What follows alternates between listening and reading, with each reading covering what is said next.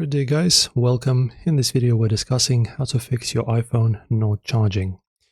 So don't panic, there are a few quick fixes you can try before heading to a repair shop.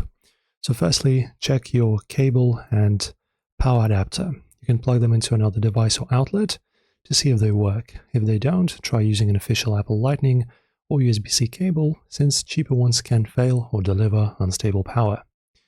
Then you can also inspect your iPhone's charging port.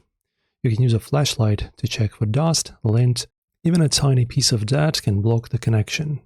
Alright, if your cable and port look fine, force restart your phone.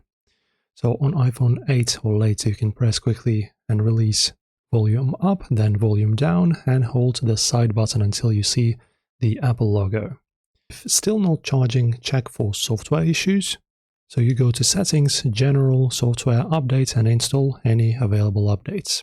As said here on Google as well, iOS updates often fix charging or battery management bugs. Also, if you see charging not available or liquid detected, unplug your iPhone immediately. Wait until it's fully dry before trying again. Also guys, if none of these work, you can try wireless charging if your model supports it. And finally, if your iPhone still refuses to charge, you can contact Apple support or visit an authorized repair center. Also, in terms of the other settings you can try and fixes, you can reset your settings. You can also use the original charger. Usually, if you use them, they are most likely to or not give you any trouble. And that's pretty much it. If these steps fixed you, that's awesome. And if this helped, don't forget to like and subscribe.